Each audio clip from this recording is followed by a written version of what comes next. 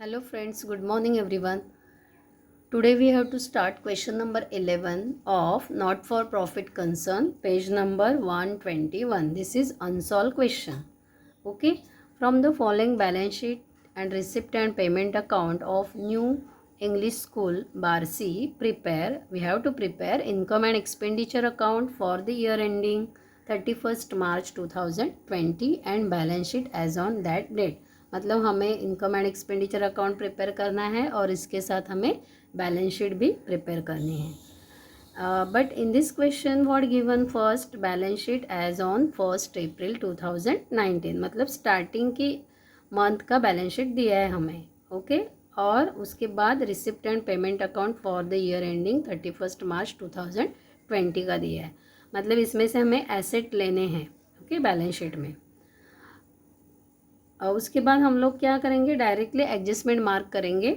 See here adjustment, additional information. First adjustment, outstanding salary of ₹9,000. सो यहाँ पे expenses side में देखेंगे कि सैलरी कहाँ पे दिया है. So outstanding salary here we have to write adjustment number 1. Then second adjustment, outstanding tuition fees ₹15,000. Tuition fees मतलब रिसिप्ट साइड में आ गया यहाँ पे. सो यहाँ पे एडजस्टमेंट मार्क करेंगे, adjustment number 2 for tuition fees. Then depreciate library books by ₹9,000 and furniture by ₹10,000. So first balance sheet में भी लाइब्रेरी बुक्स दिया है तो यहाँ भी मार्क करेंगे हम लोग एडजस्टमेंट नंबर 3 एंड फर्नीचर भी दिया है. सो एडजस्टमेंट नंबर 3 फर्नीचर को भी मार्क करेंगे फर्स्ट बैलेंस शीट में. इसके बाद रिसिप्ट एंड पेमेंट में भी मार्क करेंगे हम लोग.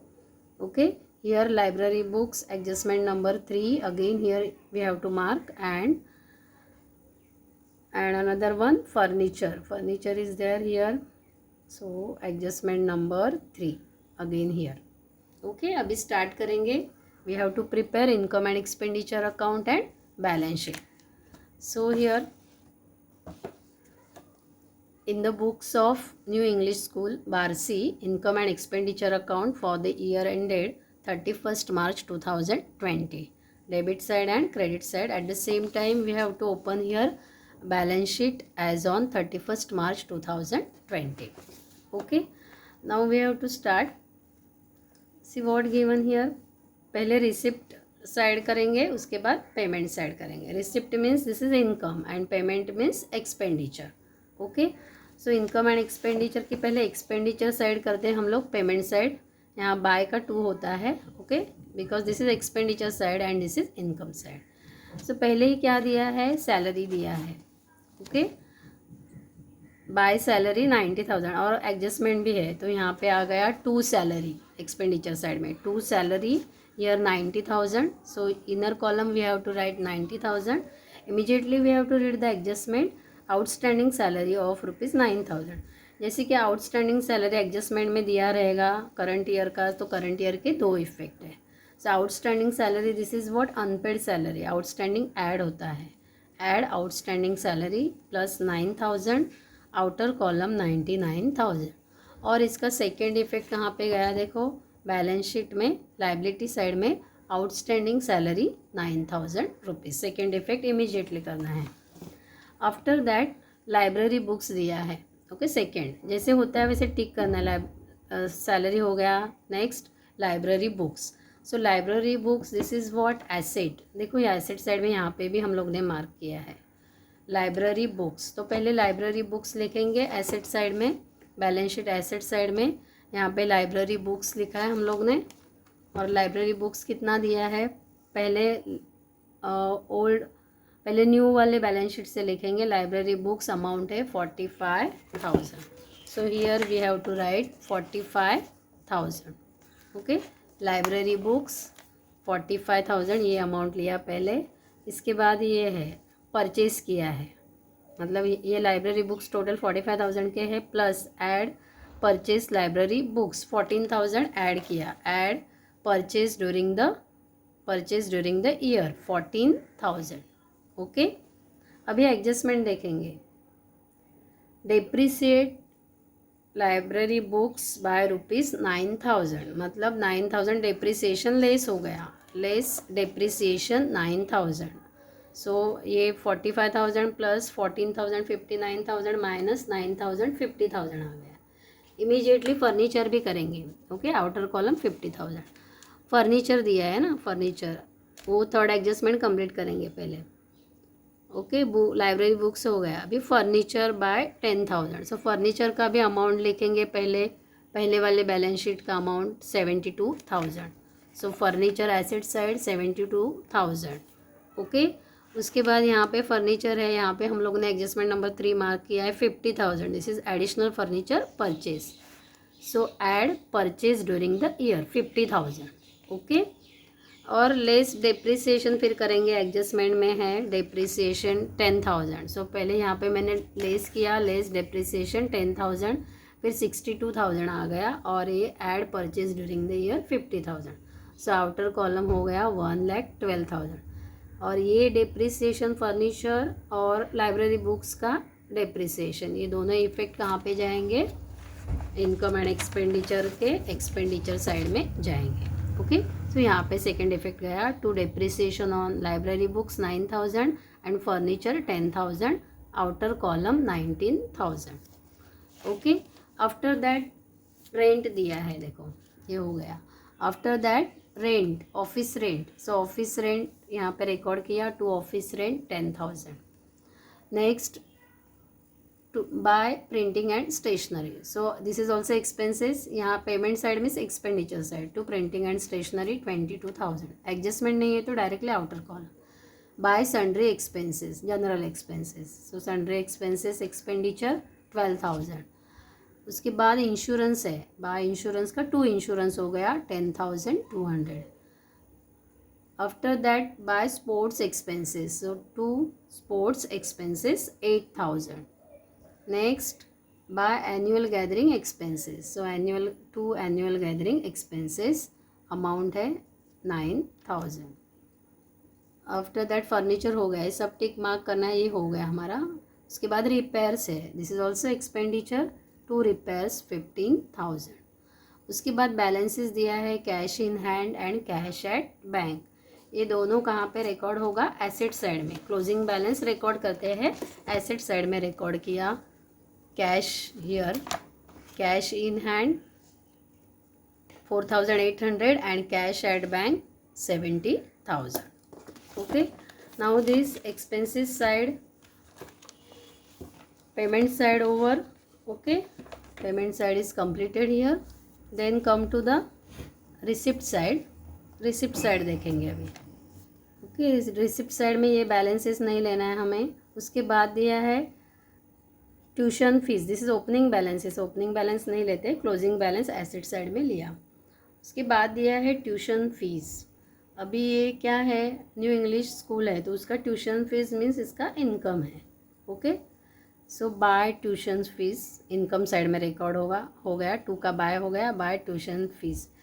टू का बाय क्यों हुआ, क्योंकि this is receipt, receipt means income. So by tuition fees 90,000। और यहाँ पे एडजस्टमेंट है, एडजस्टमेंट नंबर 2 क्या है, आउटस्टैंडिंग ट्यूशन फीस 15,000।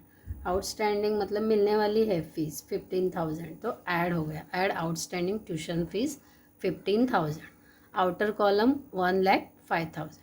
और ये इनकम है तो इनकम कहाँ पे इसका रिकॉर्ड होगा, outstanding tuition fees asset side में। ओके, एसेट साइड में रिकॉर्ड हो गया outstanding tuition fees amount ₹15,000, second effect. Okay, after that term fees है, सो टर्म फीस भी this is what, income by term fees. कितना term fees है, 3,000 है, record किया। After that to admission fees, so by admission fees 12,000। उसके बाद दिया है टू डोनेशन और ब्रैकेट में दिया है कैपिटल, मीन्स कैपिटल फंड में ये ऐड होगा 61,000। ओके, सो कैपिटल फंड भी क्वेश्चन में दिया है यहाँ पे। सो कैपिटल फंड हम लोग एसेट साइड में रिकॉर्ड करेंगे, कैपिटल फंड यहाँ पे रिकॉर्ड करेंगे इनर कॉलम में 6,43,000।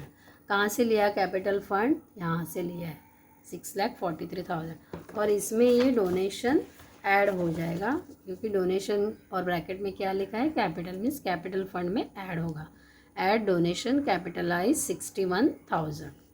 ओके, उसके बाद है interest received, to interest received. Interest received this is what, income. So यहाँ पे आ गया by interest received 2000। After that to government grants, और रेवेन्यू लिखा है, revenue that is income. So by government grants 1,20,000। After that to sundry receipt, this is also income, general income. So bye sundry receipt 11,000। सो ये भी पूरा record हो गया और हमारा एडजस्टमेंट भी हो गया। अभी हमें देखना है कि ये पहले वाले बैलेंस शीट में 1 अप्रैल के बैलेंस शीट में क्या क्या बाकी है। ये cash in hand, cash at bank, ये तो ओपनिंग है, ये नहीं लेंगे हम लोग। और क्या बचा है, बिल्डिंग बचा है। सो बिल्डिंग कहाँ पे रिकॉर्ड होगा, एसेट साइड में, बिल्डिंग 4,50,000। आफ्टर दैट क्या बाकी है, ये तो हो गया adjustment. Computer laboratory 60,000, this is also asset, so we have to record here computer laboratory 60,000. this all transactions are over, सब टिक करना है। okay, so here we have to complete this question, and in this question one printing mistake is there, that surplus यहाँ पे question answer में लिखा है 48,000, लेकिन surplus कितना आ रहा है, 48,800। okay, now we have to do the total करेंगे हम लोग। See income side, income and expenditure का टोटल करेंगे। इनकम साइड का टोटल आ गया है यहाँ पे 2,53,000। सो यहाँ पे क्रेडिट टोटल मैंने लिखा, क्रेडिट टोटल 2,53,000। अभी डेबिट टोटल करेंगे। यहाँ तक डेबिट टोटल आता है 2,04,200। Credit total minus debit total, तो अमाउंट आ रही है 48,800। This is called as a surplus. क्यों सरप्लस है, क्योंकि इनकम साइड ज़्यादा है। This is income side and this is expenditure. So क्या बोलेंगे, excess of income over expenditure, क्योंकि इनकम है 2,53,000 और एक्सपेंडिचर है 2,04,200 यहाँ तक total.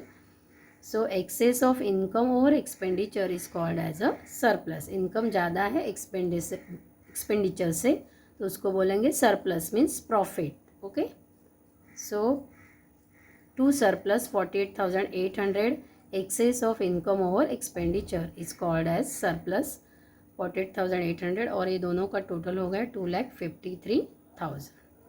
And this surplus we transfer to balance sheet. Liability side में ऐड होगा, कैपिटल फंड में ऐड सरप्लस 48,800, कैपिटल फंड में ऐड होके 6,91,800 टोटल हो गया।